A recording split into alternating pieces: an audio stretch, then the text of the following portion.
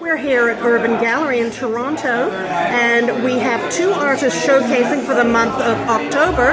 And here I am with an amazingly talented woman, Annie Mandlsohn. Hello, Annie. Hi.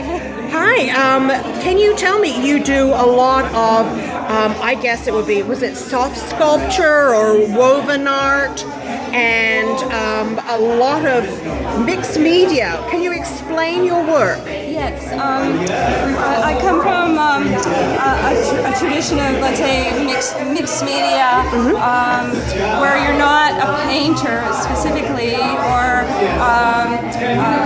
something in those categories, but as the years have gone by, there's more and more installation artists and mixed media artists.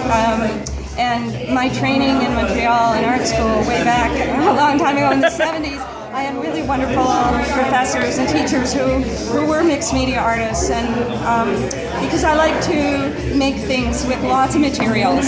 Yeah. I like to make things that are different, that don't just, let's say, hang on a wall necessarily, or if they do, it's hard to, there's a mystery to what is the material. People are always asking, how did you do that? What were the art supplies?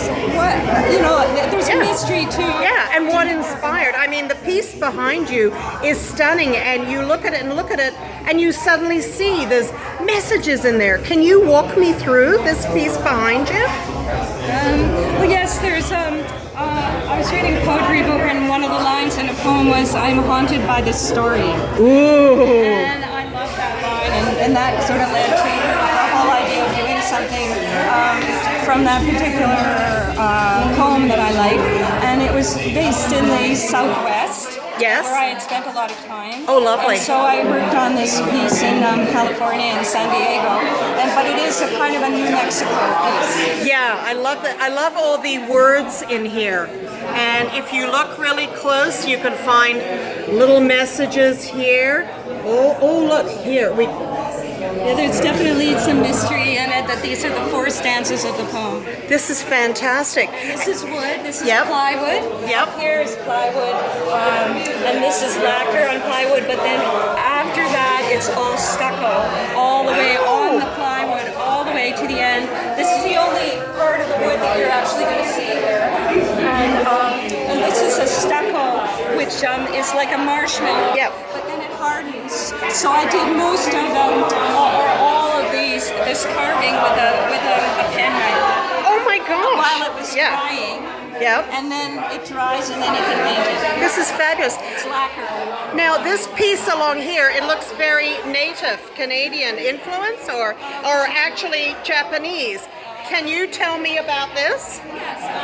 My studio is in Georgian Bay. Yeah. And I've been there since I was 7 years old. That's where our cottage is. And this is an embroidery hoop. Yeah. But all of these sticks are from my beach, our beach. This is beautiful, and you've got little treasures here. And there's beadwork. There's beadwork all the way through it too. Wow. See, it's very gentle.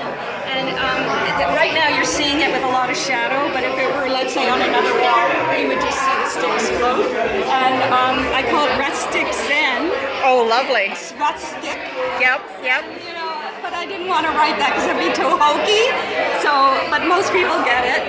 I think that's fabulous. Yeah, because it really has a very beautiful, harmonious feel to it. And it can hang on any color wall. Oh, yeah. Beautiful. This is from the Japanese tea ceremony. I was reading a book on the Japanese tea ceremony written by the Grand Master of Japan. Yep. And I was intrigued by a quote. And that's the quote here, that spirit flows through life like the wind that flows through all of nature. And I bought this, and this piece of bamboo, and I actually brought it home on a bicycle.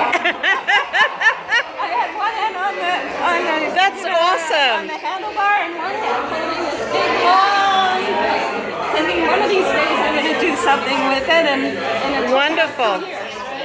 Now, do you have a website that people can explore more of your work? Yeah, it's anniemandlsohn.com. Okay, I will include that in the description. I've already looked at these really exciting little secret messages. Get back to your friends and congratulations. These are poems for introverts.